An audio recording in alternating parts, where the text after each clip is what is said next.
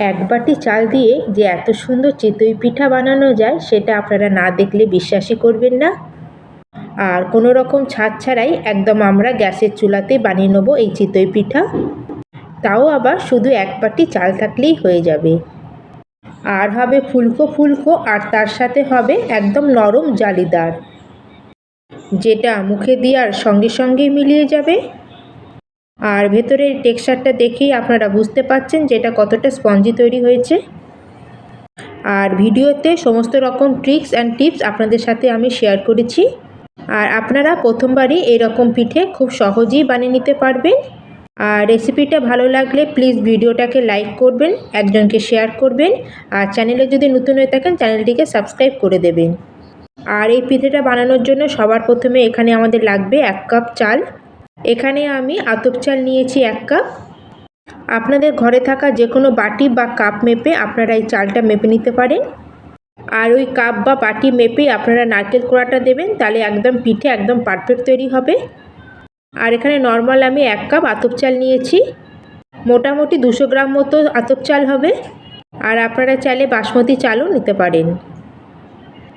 আর চালটা একটা বাটির মধ্যে নিয়ে চালটাকে প্রথমে আমরা 2-3 বার ভালো করে জল দিয়ে ধুয়ে নেব। আর চালটাকে ধুয়ে আমরা এটাকে জল দিয়ে আমরা 4 থেকে 5 ঘন্টা ভিজিয়ে রাখবো। আর 5 ঘন্টা পরে দেখুন এখানে চালটা আমাদের খুব ভালো মতো ভিজে গেছে। আর চালটা ভালো মতো ভিজে গেলে আমাদের পিঠে একদম নরম আর সফট তৈরি হবে। আর আমাদের চালের মধ্যে যে জলটা আছে সেটাকে একটা ছাঁকনিতে দিয়ে আমরা জলটা ভালো করে ছেঁকে নেব। আর এতে আমাদের চালের মধ্যে যে এক্সট্রা জল ছিল সেটা বেরিয়ে যাবে। তাহলে আমরা চালটা পেশার সময় মাপ করে জল আর দুধ অ্যাড করতে পারবো। আর 1 কাপ চালের জন্য আমরা 1 কাপ এখানে নারকেল নেব। যতটা চাল নেব ততটাই আমরা নারকেল নেব। আর এরকম যদি আমরা নারকেল একটু দিই চিতই পিঠার মধ্যে, পিঠেটা খেতে খুবই ভালো লাগবে।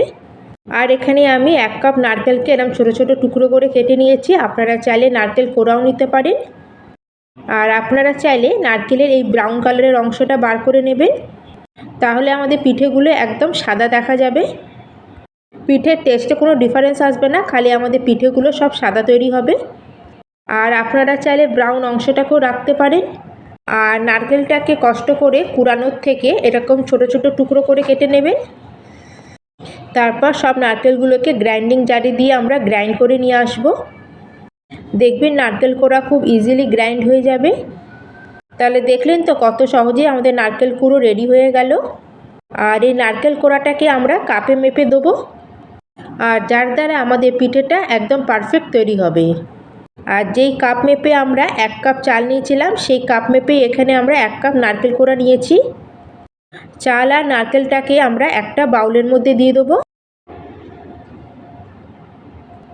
আর ভালো করে আমরা নারকেলটাকে আর চালটাকে একসাথে মিশিয়ে নেব, তাহলে আমরা বাটার সময় খুব ভালো করে এটাকে বেটে নিতে পারবো। এখন আমরা গ্রাইন্ডিং জারের মধ্যে দিয়ে দেবো। যদি আপনারা একবারে না বাটতে পারেন তাহলে আপনারা 2 বার করে বেটে নেবেন। আর চালটা বাটার সময় আপনারা জল বা দুধের ব্যবহার করতে পারেন। আর আজকে আমি দুধ ব্যবহার করব। অল্প দুধটাকে ভালো করে প্রথমে গরম করে নেবেন, তারপরে দুধটাকে ভালো করে ঠান্ডা করে আপনারা ঠান্ডা দুধটাকে এর মধ্যে দেবেন। গরম দুধ দিয়ে এটাকে বাটবেন না, তাহলে বাটার সময় কিন্তু অসুবিধা হবে। আর এই চালটাকে পেশার জন্য আমি 1 কাপ থেকে একটু কম দুধ নিয়েছিলাম। আর চালটাকে আমরা এরকম ঘনত্ব রেখে বাটবো, কিন্তু একদম মিহি করে আমাদের বাটতে হবে। আর চালটা যদি এরকম আমরা মিহি করে বাটি তাহলে পিঠেটা খুবই সফট আর জালিদার তৈরি হবে। আর প্রথম থেকে আমরা পিঠেটাকে একদম পাতলা করে বাটবো না, আর পিঠেটাকে আমাদের এইরকম ঘনত্ব রেখে বাটতে হবে। আর পিঠেটাকে আমাদের এরকম ঘনত্ব রেখে কেন বাটতে হবে সেটা আমি পরে আপনাদের বলছি। এখন আমরা পিঠেটাকে ভালো করে ফাটিয়ে নেব। আর পিঠেটাকে আপনারা ম্যাক্সিমাম 3 থেকে 4 ঘন্টার জন্য রেস্টে রাখতে পারেন, তারপরে আপনারা পিঠেটা বানাতে পারবেন। আর পিঠেটাকে আমাদের বেশি সময় ধরে রেস্টে রাখা যাবে না, কারণ আমরা এর মধ্যে নারকেল দিয়েছি, তাহলে আমাদের পিঠেটা টক হয়ে যেতে পারে। আজকে আমরা ইনস্ট্যান্ট পিঠে বানাবো, আধা ঘন্টার জন্য খালি এটা আমরা রেস্টে রাখবো। আর তার মধ্যে আমরা আরেকটা কাজ করব। গ্যাসের উপর ছোটো প্যান বসিয়ে তাতে দিয়ে দেবো 2 বড় চামচ মতো সাদা তিল। আর গ্যাসের ফ্লেমটাকে লোতে রেখে আমরা 2 মিনিট পর্যন্ত এটাকে হালকা একটু ভেজে নেবো তিলটাকে। আর এটাকে কিন্তু আমরা বেশি পুড়াবো না। এই রকম যদি অল্প আমরা তিল দিই পিঠের মধ্যে তাহলে পিঠেটা খেতে খুব ভালো লাগে। তিলটা একটু ফুটতে শুরু হলে এটাকে আমরা নামিয়ে নেব।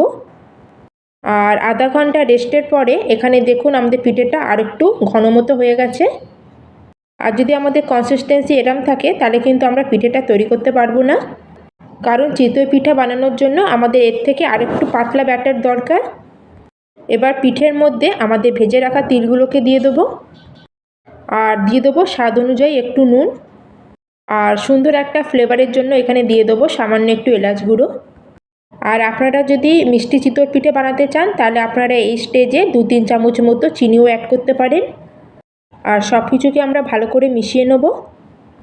আর এখানে দেখুন আমাদের পিঠেটা কতটা ঘন মতো আছে।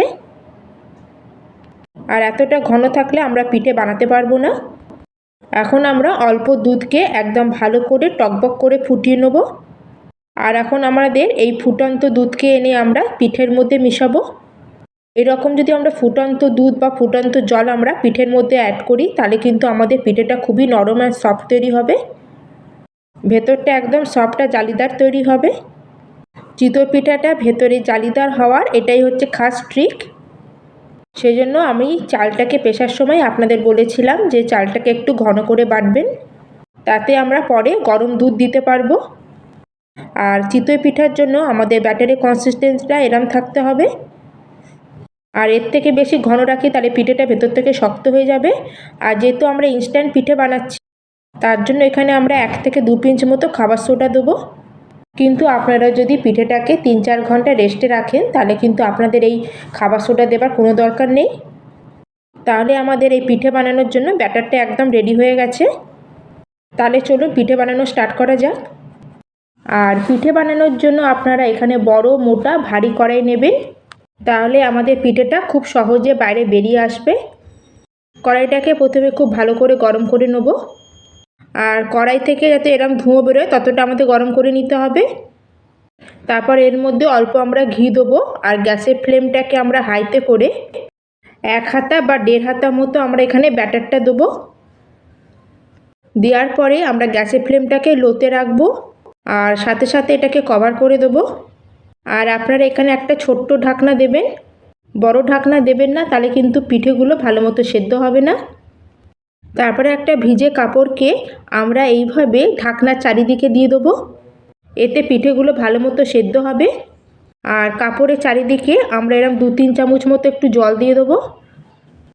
পিঠের উপরে ডাইরেক্ট জল দেবেন না, তাহলে পিঠের ভেতরে জল চলে যাবে। আর এইরকম কাপড়ের উপরে জল দিলে পিঠেটা আমাদের ভালো মতো সেদ্ধ হতে পারবে। আর এইভাবে কাপড় চাপা দিয়ে আমরা 2 মিনিট পর্যন্ত কভার করব। আর 2 মিনিট পরে কাপড়টাকে সরিয়ে দেখবেন যদি আমাদের উপরের অংশটা যদি ভালো মতো সেদ্ধ হয়ে যায় তাহলে আপনারা পিঠেটাকে বাইরে বার করে নিতে পারবেন। আর এখন পিঠেটাকে দেখুন একদম বেলুনের মতো ফুলেছে আর পুরো জালিদার মতো হয়েছে। আর কড়াই থেকে কত ইজিলি এটা আমাদের বেরিয়ে চলে আসলো। যেহেতু আমরা কড়াইটাকে খুব ভালো করে গরম করেছিলাম সেই জন্য এটা খুব ইজিলি কড়াই থেকে বেরিয়ে আসলো। পিঠেটা দেখুন কত জালিদার আর কত সফট তৈরি হয়েছে। আর আমি সেম প্রসেসে বাকি সব পিঠেগুলোকে বানিয়ে নেব। পিঠেগুলো বানানোর সময় আপনারা গ্যাসের ফ্লেমটা হাইতে রেখে পিঠেগুলো দিয়ে দেবেন। এবার গ্যাসের ফ্লেমটা লোতে করে এটাকে আমরা কভার করব।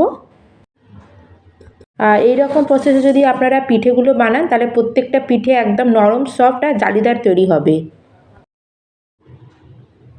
আজকে আমরা আরেকটা প্রসেসে পিঠেগুলো বানাবো। আর দেখুন আমাদের সেকেন্ড পিঠেটাও রেডি হয়ে গেল। আর আমাদের পিঠেগুলো একদম বেলুনের মতো ফুলেছে। আর চিতই পিঠা এরকম চারিদিকে জালিদার হয় আর মাঝখানে বেলুনের মতো ফুলে ওঠে। আর দেখুন পিঠেগুলো কত সুন্দর লাগছে দেখতে। তাহলে চলুন এখন ছোট চিতই পিঠা বানিয়ে নেব। তার জন্য নিয়েছি ছোট একটা তড়কা প্যান। গ্যাসে একটা জালির উপরে এরকম ছোট একটা তড়কা প্যান বসাবো।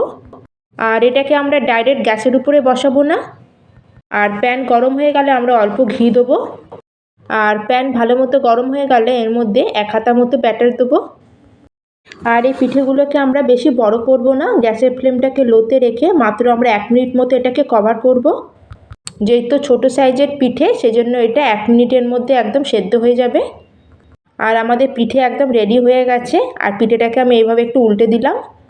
আর নিচের দিকটাও দেখুন কত সুন্দর একটা কালার এসছে। আর এই ছোটো সাইজের পিঠে বানিয়ে আপনারা দুধ চিতই পিঠা বানাতে পারবেন।